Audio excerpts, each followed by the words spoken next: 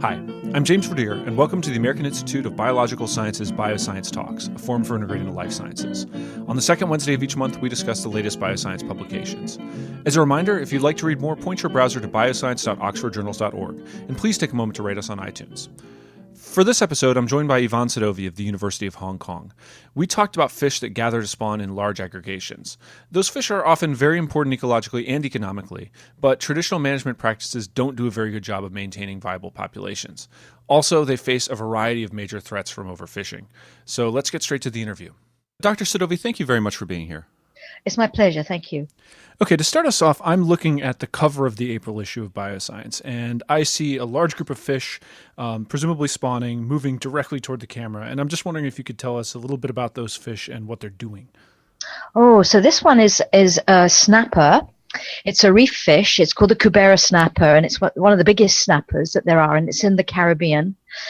And as far as we know, so this is a very important commercial fish, and as far as we know, the only way that this species reproduces is in these massive aggregations. And you can see in the picture, you can actually see where a lot of males and females have come together. They've just released the sperm and the eggs up in the water column, and then they dive back down to the safety of the reef.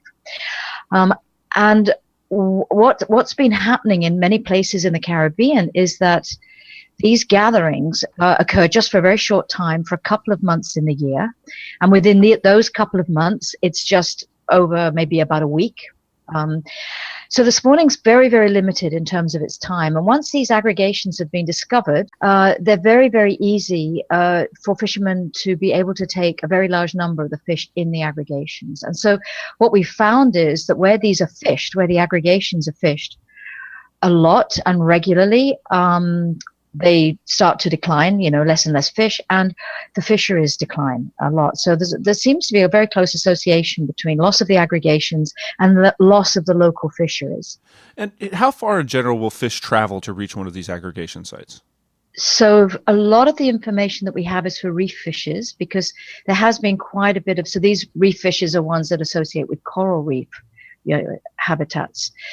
And there's been quite a lot of tagging. The biologists, or often working together with fishermen, will tag the fish. Often they'll tag them when they're in the aggregations, because you can catch a lot of fish in these aggregations.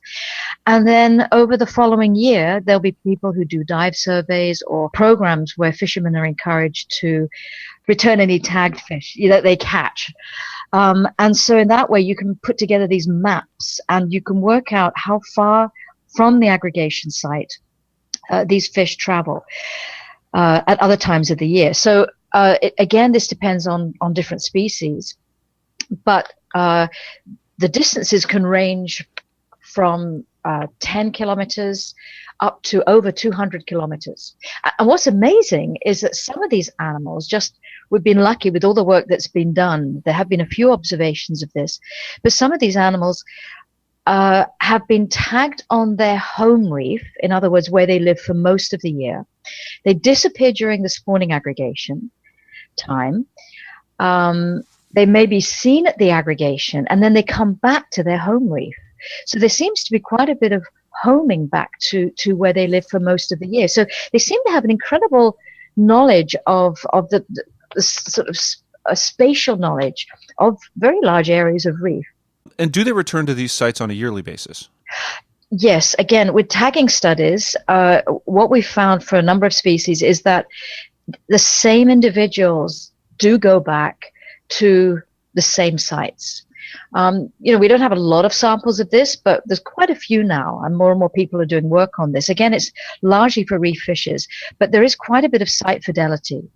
And so it seems likely that once adults have discovered somehow where to go to reproduce, they'll keep going back to those sites. Okay, and you mentioned in this article that these fish are more vulnerable than other species to overfishing. What makes them so? Well, the species that aggregate to spawn, they're going back to the same place year after year, and you can have pretty much every adult within a local population going to these aggregation sites.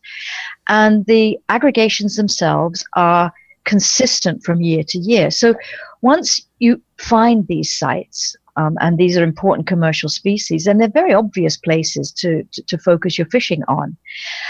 The aggregations are within a very small spatial area, and fishing can be extremely efficient. And it is actually possible to take pretty much every fish in these aggregation sites out. Okay, so you have the overfishing, which is obviously a lethal effect on the fish. But in the article, you also talked about sublethal or non-lethal effects, and I was hoping you could describe those a little bit. Yeah, so this is a very good question, and we've still got a lot to understand about these fish. So you can have, two effects. You can have one effect, which is the actual removal, the mortality, let's say, of the fish, which is just taking them out by fishing. So that's one obvious impact. But there's sort of other impacts that, as we come to learn more about the biology and behavior of a lot of these species, we're really realizing that fishing itself, or disrupting of social groups when they're reproducing, or mating groups, let's say, when they're reproducing, could actually affect the number of eggs or the quality of eggs that they're producing. And so in the long term, I'll call these non-lethal effects. These non-lethal effects could lead to lower and lower production of young in the future. And it may be that these are quite subtle effects. And I think, so just some examples. So the Nassau grouper, which is a grouper in the Caribbean region, it lives, something like almost 20 years. It forms these social groupings, these small mating groups within the aggregations that have a very specific structure, a single female, which is followed by multiple males. And when you see big, healthy, intact aggregations, you can see a lot of interactions going on. But when these aggregations get very small, then you don't see the same intensity of interactions. You don't see the same intensity of color changes going on. And it looks like you actually sort of see less mating interaction. So, as I say, it's something we really have a lot more to understand, but there's enough indications of changes in behavior as a result of reduced numbers of these species that naturally and normally would aggregate in big groups to spawn. And you mentioned also, with fish being removed that are of a certain size, that this might remove older fish. Did I read correctly that it could cause them to not be able to find the spawning site? Yeah, it's interesting. So there's a number of things about size and the individuals you select from an aggregation. So one of the questions that we still have is, how is it that young fish coming to become sexually mature, how do they find these aggregation sites? I mean, for some species, there are very few sites within a very large area. So how do they find the sites? So we know from work with a range of different fish species that there is learning. In other words, young fish can learn from adult fish, and they can learn migration routes, for example, from adult fish, just by following, basically.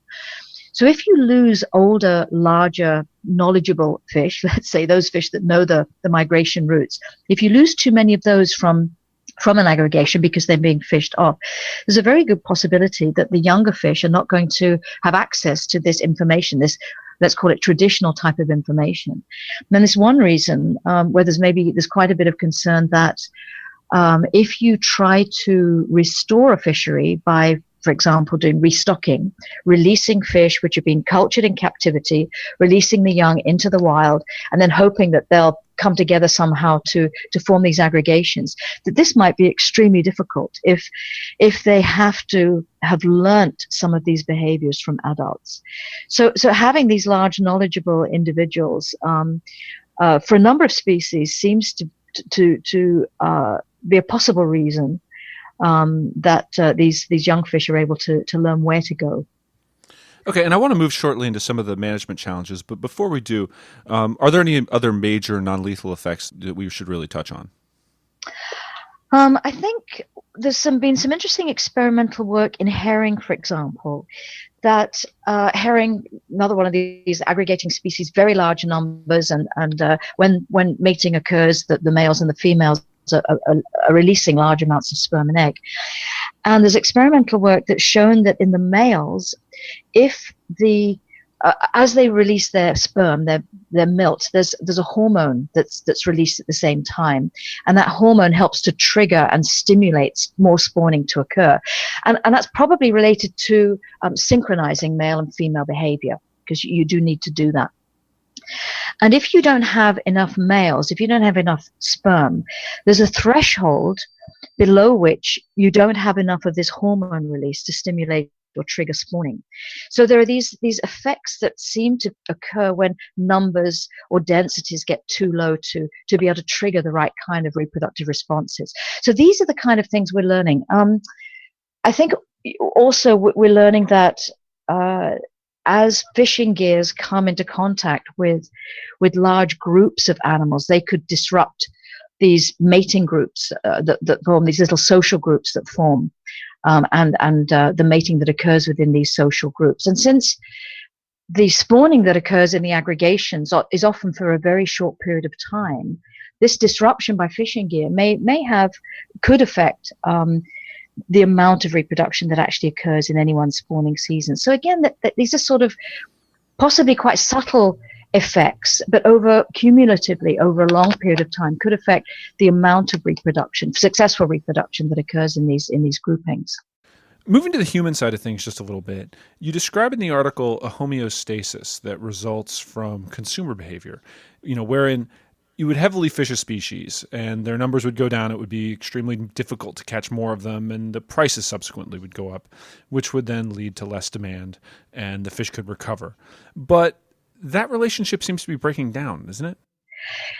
Yes, it's quite interesting. I remember when I first started working on these spawning aggregations, and my background's actually biology. I'm not a fishery scientist. And when I began to look at the way fisheries were interacting, this was my interest actually about how fisheries interacted with the biology of species and what the implications of that interaction was. So I was looking at these aggregations and I was seeing the fishermen. I was working in Puerto Rico at the time, and I kind of wondered what would happen as these numbers went down. So I was very interested actually in the behavior. So I spoke to fishery scientists about this, and they assured me at the time that it wouldn't be possible to fish these numbers of fish so low that it would ultimately cause some kind of problem for behavior. And the reason they said was that there's a sort of, I guess you could think of it as a bit of a safety valve, whereby if you can imagine, if you have a fishery, your boats go out, you're catching these fish, and maybe you're overfishing. In other words, the numbers are going down because you're taking too many fish. At some stage, the numbers are going to become so low, the numbers of fish are going to become so low that it simply is no longer worth your while to take your boat out. Maybe the fuel costs too much, or your crew costs are too high. And so at that stage, the fishery will switch to something else. So even if you push your fish population down very low, you'll never push it right down to the bottom, because there's simply a safety valve that the fishery is no longer worthwhile to do this. And this has been part of fishery thinking, apparently, I was told, for a very long time. But one of the things we're seeing, sort of in response to your market question, is that as demand for fish has gone up, as more and more fisheries have declined over time, the price of fish has gone up. And so even as populations of fish go down and numbers go down and it becomes more expensive to get the fish, because consumers are paying more or are prepared to pay more for fish, you can still keep fishing. It's still economically viable to fish populations once the numbers get very low. And so this is really, we feel, beginning to push some populations down to very, very low levels, levels at which we're quite concerned about recovery. And this particularly can happen with these aggregating species. They're particularly susceptible to this effect. Okay, so that's one way in which traditional management kind of falls short for spawning aggregators. What are some of the other ways? How is management working out for these species? I think with species that aggregate to spawn, there are many of them that are managed, particularly within temperate, the colder water fisheries, the larger commercial, very valuable fisheries. There is quite a bit of management of these fisheries. And the kind of management that's used is what I would call conventional fishery management, which would be things like you maybe control or license through licensing, for example, the number of fishermen who are allowed to fish, or the number of boats in the fishery, or the number of gears, or maybe even a fishing season, or a total allowable catch, the total amount of fish you can take out of the fishery each year. So these are what I would call conventional types of measures. And so they typically don't factor in the fact that some of these species change their behavior over time. So at some times of the year, some of these fish are easier to catch than at other times of the year. And the fishermen are going to know this, and they're going to use this as an opportunity to catch more fish. And so in many ways, current fishery management is not fit for purpose for managing aggregating species. And this would be particularly true if, in addition to the lethal effects, these non-lethal effects that we've spoken about, the sort of behavioral elements, are important for aggregating species. So really what I'm saying is that conventional management is not designed and has not been designed to consider these additional complexities of behaviors of the fish changing over time, and of how mating behavior might be affected by fishing. Okay, and then I guess the next obvious question is, what would a good management program for these aggregate spawners look like? I would say it actually depends on the species, and it depends on the fishery, and it depends on, for example, the enforcement capacity, the ability to actually police management measures. But what you don't want to be doing is taking too many of these aggregated spawners out from particular aggregations each year. So how you would do that would vary. For example, in some of the tropical aggregations, you might be able to have a seasonal protection that would protect the species for much or all of the spawning season,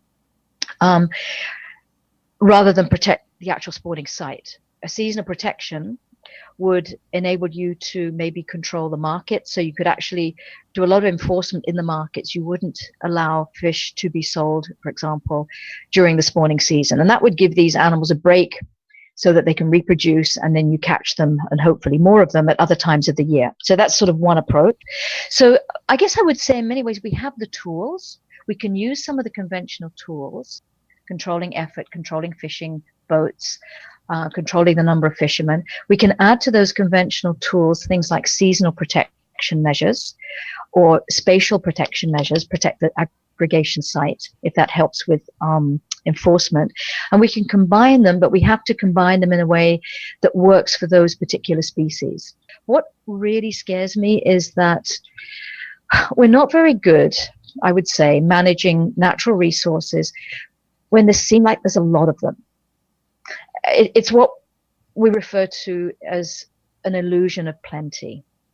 If you show a fishery manager or a politician or even many fishermen, they know of these areas where there's lots of fish, the kind of automatic response, understandably, is, well, what's the problem? There's lots and lots of fish. But if we know that those are all the fish from a very large area, there for a very short period of time doing what they have to do, which is to reproduce, and that a lot of them could be taken in one particular year, that's a totally different thing. And so I think there's a bit of a gulf we've got to get over in us as being biologists, being able to describe this, to convey this, to communicate this, to make it very, very clear that this management, whatever form it takes, must be done on these aggregations when they're still healthy, when the numbers are still large enough. And that is quite a big challenge. It's sort of a challenge of perception, I would say. So it's a case where, you would still have large amounts of successful fishing, even as the species was utterly dwindling. Absolutely. And there's actually a sort of a nice term in fisheries science called hyperstability, where the animals, you can imagine you've got animals coming together to reproduce. They're very, very concentrated. You've got quite a few boats on the aggregation fishing these fish, and they're getting very good catches. And reproduction is one of the main biological imperatives. These fish, they're going to reproduce, whenever they can, and they're going to keep coming in. even if the population around is declining, these fish are going to keep coming in and concentrating. And as long as you don't have too many boats, the boats that are on these aggregations over time, several years, for example, will still maintain very, very good catches. But those catches are not reflecting what's going in the wider population. So your fishery management has to be very much aware, if you're monitoring this fishery, not only of what's being caught on the aggregation site itself, those catches are going to continue being good, but the fishery managers or the monitoring needs to be aware of what's going on in the wider population. Because what tends to happen is in fisheries, we can't count all the fish. In fact, we have to use proxies or approximations of fish abundance. And the way we do that is by using this thing called catch per unit of effort. How many fish do we catch per unit time, per unit, fishing gear? And when we're catching on these aggregations, your catch per unit of effort can be maintained high, even if your actual population is declining. And so this is a very, very big risk if we only use catches or catch per unit of effort on the aggregations. Okay, and what would be a better method of monitoring these fish? Well, I think knowing what's happening at the aggregations is important if those are fished, but we also need to be doing monitoring of fisheries outside of the aggregations too, so the wider population as well. So we need to be more, precautionary. We need to ensure that we have good information on the status, the condition of these fisheries. Both on the aggregations if they're being fished, as I said, or and particularly the wider population, to understand what's happening in to the status of the population, the condition of the population over time. So definitely a need for more thorough monitoring and management. Do you have any final thoughts? Is there anything that we haven't talked about today that you'd imagine talking about? I think the only thing that we haven't covered, which is something I like to, as a biologist, cover, is the fact that these things are quite amazing. I mean, they are beautiful, spectacular. To actually witness them is wonderful. These are wildlife spectacles in the same way as, wildebeest migrations, and often we don't think of fish in quite the same way, or at least I say a lot of people don't think of fish as having these fantastic spectacles. But to be in amongst tens of thousands of these fish when they are reproducing, they're all focused very intently on reproducing. You can feel the energy in the water. You can almost feel it in a sense, or see the focus of the fish. It's an amazing thing to witness. And that's a great note to leave it on. Dr. Sadovy, thank you very much for joining me today. Okay, it's my pleasure. And that concludes this episode of BioScience Talks. Just a reminder, the journal BioScience is published by Oxford University Press on behalf of the American Institute of Biological Sciences and is made possible by the support of our members and donors. Thank you, and talk to you next time.